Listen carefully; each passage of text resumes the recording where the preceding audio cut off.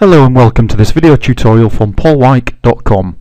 This video is part of our SharePoint 2013 How-To series and covers installing SharePoint 2013 Preview onto a single virtual machine. My name is Paul Wyke and thank you for downloading this video tutorial. We have split the video into two parts for the installation guide. This is part 2. The two parts cover installing Windows 2012, SQL 2012 and SharePoint 2013 Preview onto a single virtual machine. Part 1 covers the installation of Windows Server 2012. This part 2 covers installing SQL 2012 and SharePoint 2013 Preview.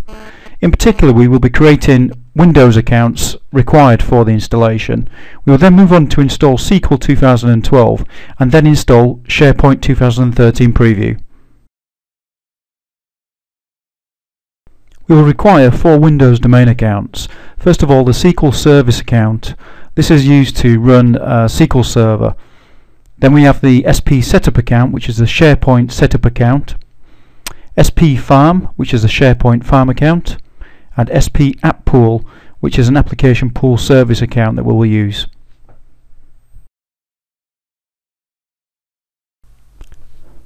We will now log into our computer and launch Active Directory users and computers. We will start by creating a new organisational unit called SharePoint 2013.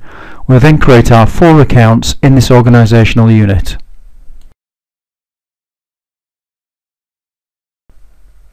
Remember to right-click the correct organisational unit you want to create the users in. Firstly, our SQL Service account.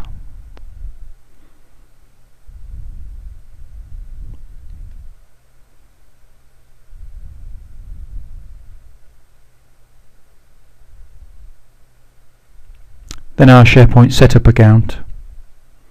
We'll also need to make this a member of the administrators group.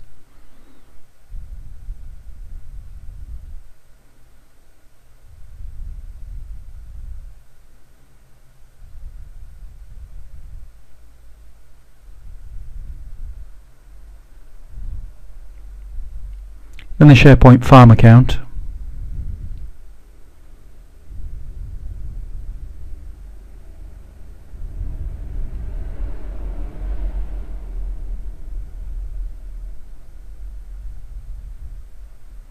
And then finally the Application Pool account.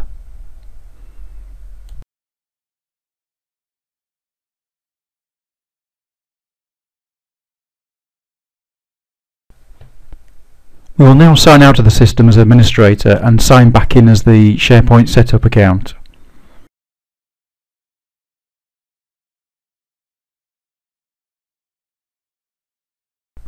We will now browse the SQL Server CD and start the SQL Server setup.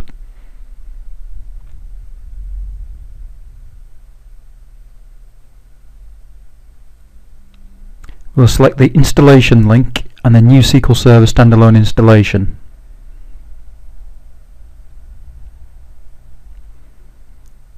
Select OK on the Setup Support Rules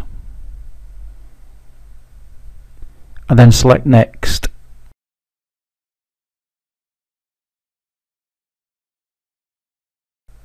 On the Setup Support Rules, we've received 2 warnings, one about this being a computer domain controller and another warning about the Windows Firewall. As this is a single VM and is going to be used for development purposes, we are just going to go ahead and accept that. Obviously in production this wouldn't be acceptable. Enter a product key followed by the next. Accept the licensing agreement, click Next. We're going to go for a SQL Server feature installation and we're going to select the database engine and the client connectivity tools.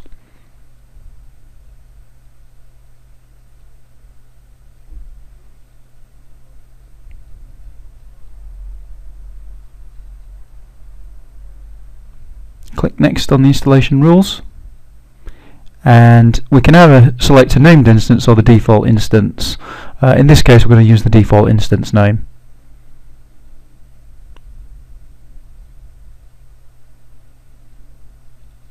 Click Next on the disk space requirements, and on the server configuration we need to specify our service accounts, which is the SQL Service account and our password. And we're going to do that for the SQL Service agent and the SQL Server database engine.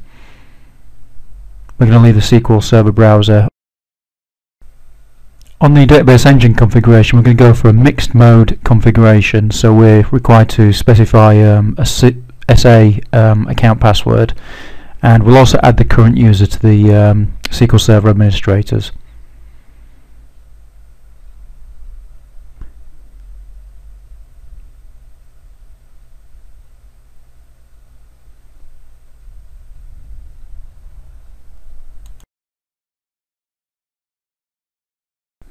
Review the completion screen. SQL Server should now be installed. So what we'll do next is we'll go into SQL Server Management Studio and just add some particular permissions. We're going to make sure our setup account has a security admin role and also a DB creator role. And we'll use SQL Server Management Studio to do this.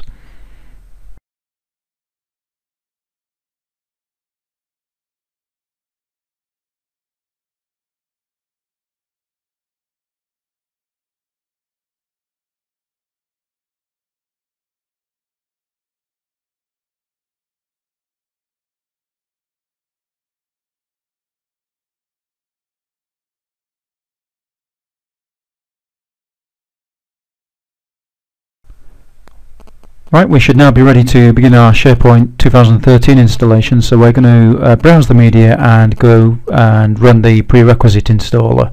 And this will just install all the prerequisites necessary for SharePoint to work. Once this preparation tool is run, we'll be required to do a server restart, and then we can actually start installing SharePoint.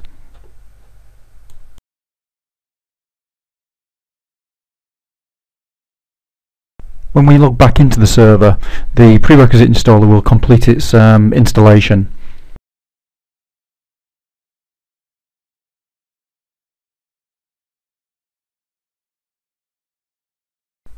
When the install is completed, please click Finish and then restart the server.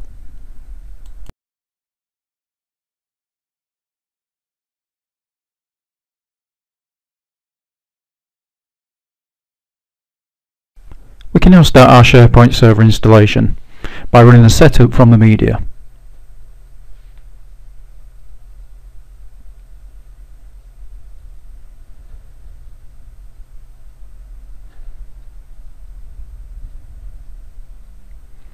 Enter your product key and accept the licensing agreement, and install now once you've selected your location. Once complete, check the Run SharePoint Configuration Wizard checkbox and then click the Close button. On the Welcome page, go ahead and click Next. Click Yes to allow services to be restarted, and next we shall select the Create New Farm option, then click Next. We will now enter our configuration database settings. We'll use a server name of localhost and the default database name. We'll use the SharePoint Farm account for the database access account. Click Next to accept the database settings, and this page is very important. We need to enter a passphrase for the farm. So if we need to add any further servers to the farm, this is quite vital because you need to know what this passphrase is. We'll now specify a central admin port number. I use 11.1, and I always use NTLM for my authentication provider in a development environment. Double check your entries and click Next if you're happy with them, or click Back if you're not. The configuration wizard will now set up the configuration database, and it will also create the SharePoint administration site, Central Admin. Once finished, you'll get the configuration successful confirmation screen if you just click Finish at that point, and then it will then attempt to launch you into Central Admin and ask you if you want to participate in the customer experience program, which I always say no. Okay, so we've now installed SharePoint. We now want to get all our services up and running in SharePoint, so we're going to start the Farm Configuration Wizard. This will then ask us various questions about the service accounts that we need to use. So in here we're going to use our app pool account, which will be used to run services and service application pools in our SharePoint farm. Remember, this is a development environment, so the accounts that we've used are not as strict as what they would be if we were perhaps on a production environment. We're just going to go ahead and make sure all the services there are checked before we click the next button.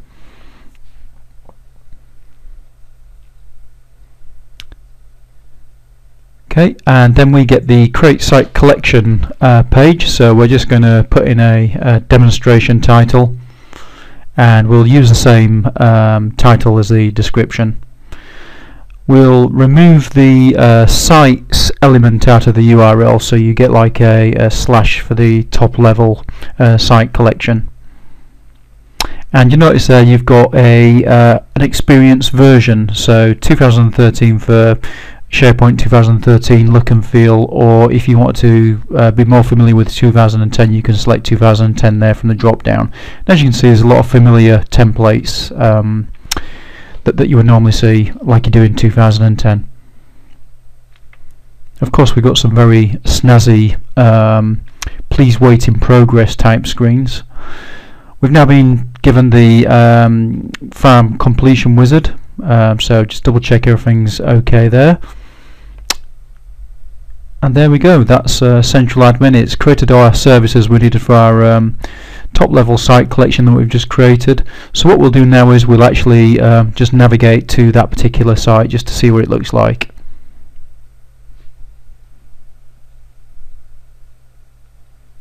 And there we go, SharePoint is installed.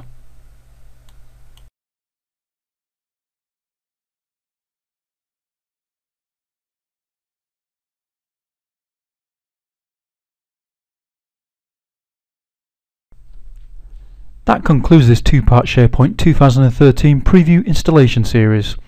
Thank you for taking the time to watch the video, and we hope that you will take the time to look at some of our future videos.